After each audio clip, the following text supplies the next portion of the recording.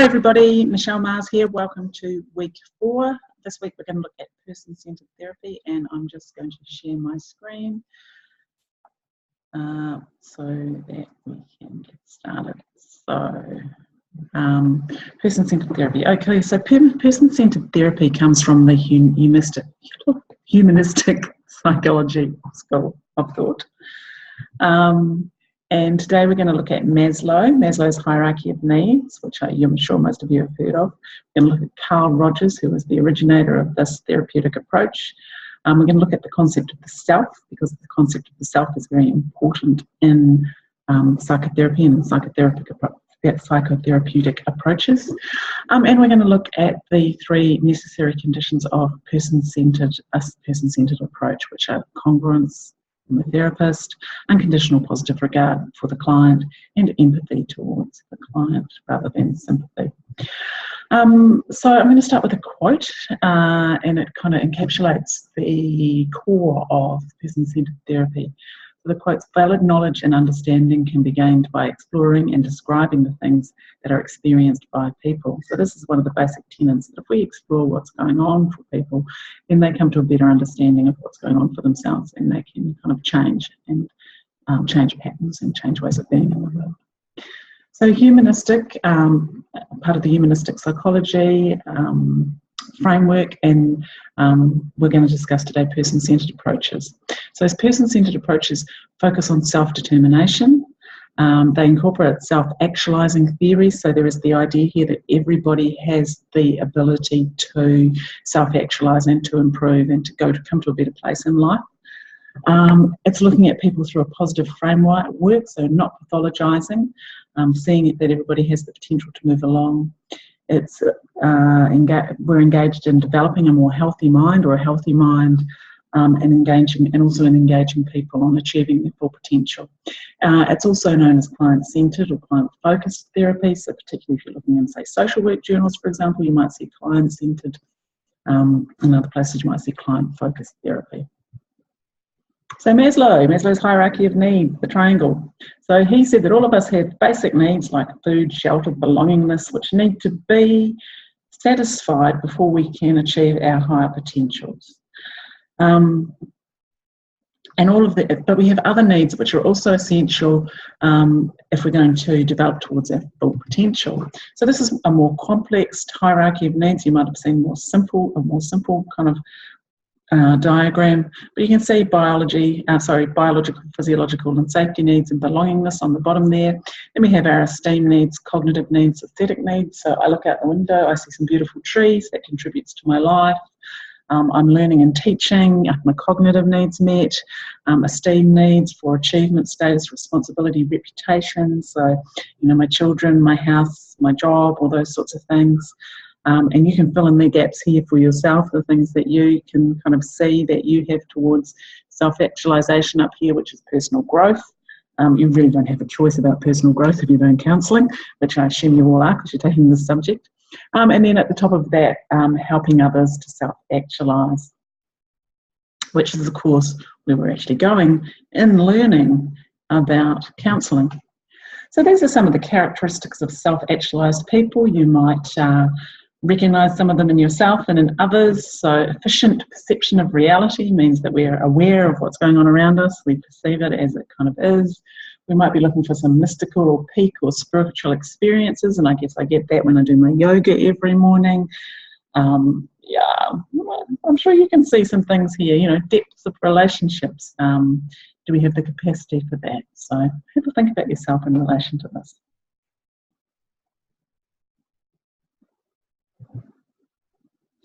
So person-centered therapy says that we all have this actualizing potential. And what we're looking for, and what we're trying to help our clients to achieve, is things like developing flexibility rather than rigidity. So being able to kind of cope with the vicissitudes of life, with the changes of life and things that come towards us, and not being really bowled over by those kinds of things. Being open to what, to take in the world rather than being defensive. And this always reminds me of kind of the Buddhist philosophies as well. The idea that, when people compliment us or they criticize us, they may be right, they may be wrong, but but it's highly likely that they are that they are, you know, somewhat right and somewhat wrong in both their criticisms and their compliments. And it's really important to, like, you know, look holistically at those kinds of things that come towards us in life. Another important element in developing our actualising potential is autonomy rather than dependence. Now, this doesn't mean that we need to be able to do everything for ourselves, but it just means that we need to be independent in a or we need to be interdependent, but in a dependent kind of a way. So, of course, we're not all independent. We wouldn't really want to aim to just be individuals in the world. That would not be contributing towards our actualising potential. Another thing is to be able to be creative rather than to conform all the time, to be able to think outside the square and have a little bit of kind of lateral, critical, creative thinking. Another one is existential living, and of course we'll look at existentialism another week, but it's about living in the moment rather than completely planning and everything all the time. And developing our actualising potential also means learning to kind of trust in the organic process of things, not trying to control things all the time. So there's a little self-test here that you can take about your actualising potential. So this is Carl Rogers. I like this quote. And there's a little video down here about Carl Rogers as well that you can also access via the video. It's a 9-minute video. So in my early professional years, I was asking the question, how can I treat or cure or change this person? So he was really looking to change people. But as he developed, he changed how he was working, what he was thinking to a certain extent. So he says, now I would phrase the question in this way: how can I provide a relationship which this person may use for their own personal growth? So the person-centered part is like very key here, that the person is actually helping themselves. And here's another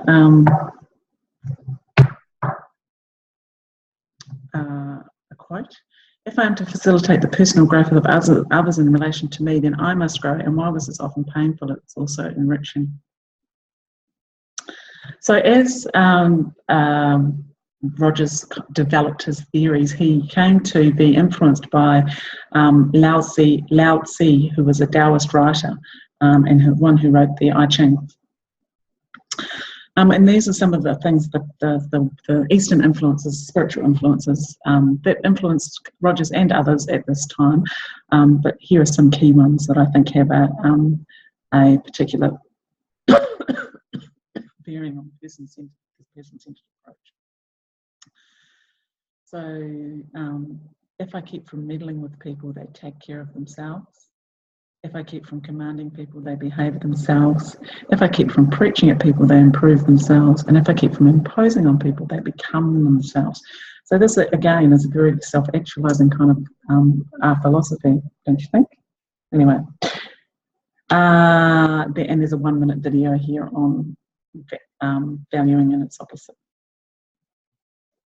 So in any therapeutic approach, there's going to be this idea of what constitutes the self. So in this approach, it's like the self is the spirit, the mind, and the body with all its psychological functions. So very important in terms of an underpinning as well for other therapeutic approaches that take the idea of how us as embodied subjects, as people with bodies, even further. So what's a self-concept? So a self-concept is the process of developing a view of ourselves. So it's our external influences, like our parents, our teachers, particularly when we're younger, and peers in society, etc., as we grow.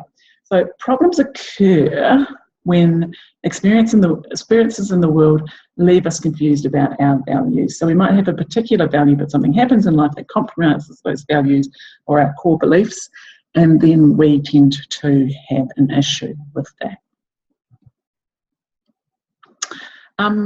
Our concept of self is also influenced by this idea of conditions of worth. So conditions of worth is like a concept, and it's about being a good enough or worthy person.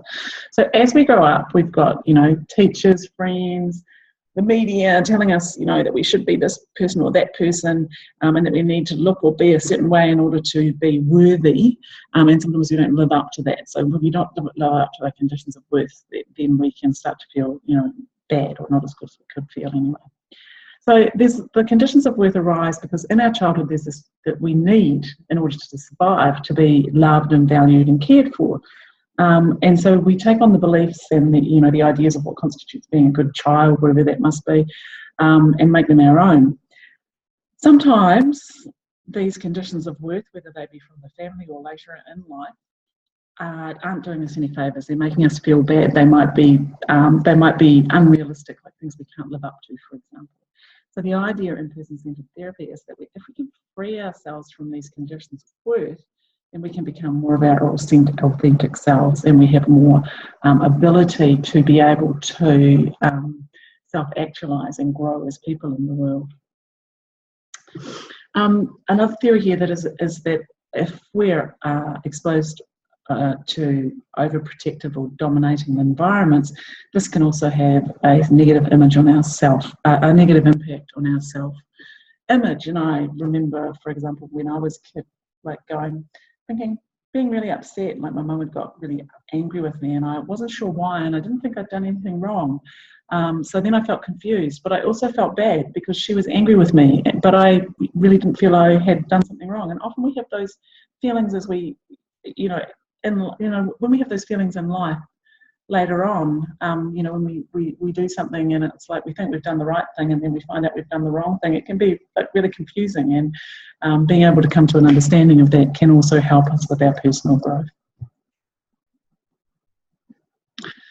So there are three basic tenets or principles that reflect the attitude of the therapist to the client, which are really necessary if a person-centred approach is going to work. And they are very simple, but they're also can be quite difficult to put into place. So the therapist, and we'll go into these in a little more detail, but the first is the therapist is congruent with the client. The second is that we provide our clients with unconditional positive regard, which can be hard if their values are different from our own. And the other is that we show an empathetic understanding to the client, so that we're not feeling sympathy for the client, we are feeling empathy, we're feeling with the client rather than for the client. So let's first of all look at congruence. So congruence is about us being authentic. And so when we express things authentically, it's like we express it from the heart. So often, we might try and pretend that we are not upset by something or that something doesn't affect us, but actually it does, and we might have given that away with a little body signal or something which our clients might pick up on, and then they're not going to feel as comfortable in the relationship because they're not going to feel that it's as real.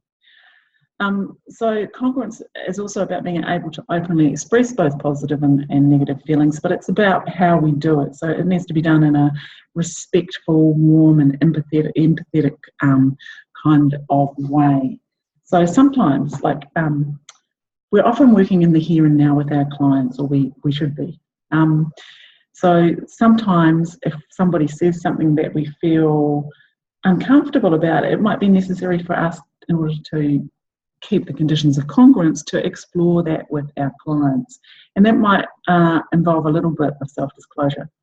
But we need to be careful with self-disclosure because we should only do it when these kind of feelings exist, rather than when we have that kind of, I don't know if I really agree with that, but let's go with it. That's kind of an okay feeling. But if you feel really kind of compromised by something in a counselling environment, you might need to kind of bring it up and, I have this idea, or I'm feeling, and let's discuss that a little bit. But we'll do more. You'll do more of this in other subjects. So, an easier way, it's kind of easy to think about what is congruence if we think about it in the context of what is incongruence. So, incongruence is having feelings that are not in line with your actions. So, smiling when you are crying, for example. And as a therapist, it's likely to be, much less obvious than this, but what we say and what we're expressing with our bodies, etc., not lining up, is about what incongruence is. So it's a lack of authenticity on the part of the counsellor, and it might lead the client to be confused about what the counsellor really thinks. And when they become confused about that, then the quality of the therapeutic relationship might deteriorate. So a second tenet is unconditional positive regard.